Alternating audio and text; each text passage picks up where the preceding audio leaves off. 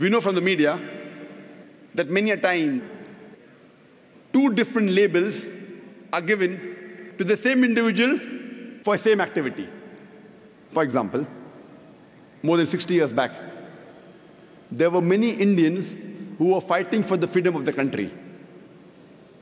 These people, by the British government, they were called as terrorists.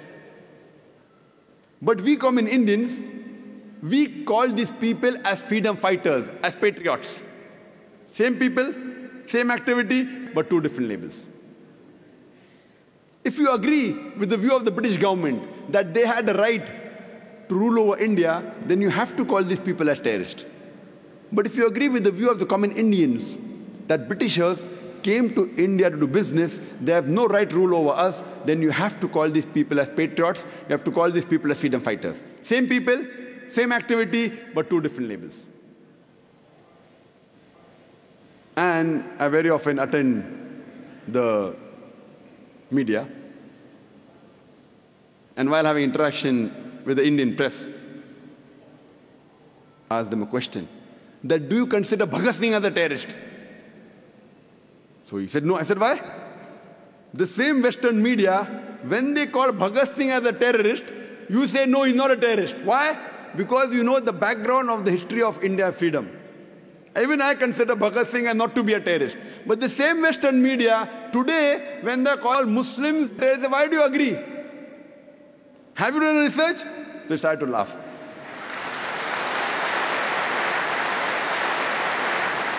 Quran says in Surah Hujurat, chapter 49, verse number 6, whenever you get information, you check it up before you pass to the third person. The point to be noted is that when the British government called Bhagat Singh a terrorist, you didn't agree. Now why do you agree with them? Why these double standards? And you have several such examples.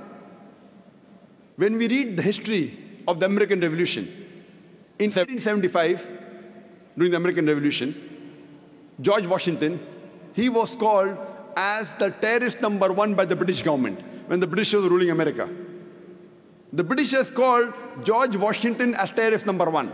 Later on, when America gets its freedom, George Washington is made the president of USA. Imagine, terrorist number one becomes the president of USA.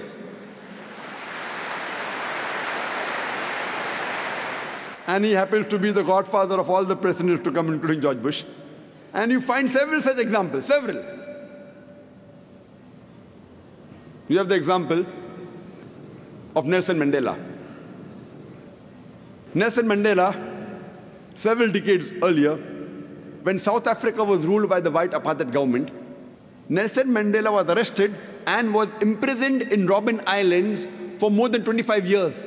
By the white apartheid government, Nelson Mandela was called as terrorist number one. Later on, when South Africa gets its freedom and the white apartheid government is removed, Nelson Mandela is given freedom and he gets the Nobel Prize for Peace.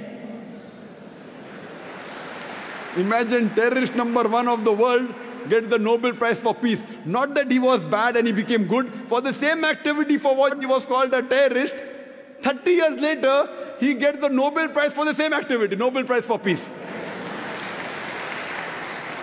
So we realize whoever is in power, whatever label that person gives, that gets stuck on to that person. This is media. Media is very powerful. According to me, it is the most important weapon today.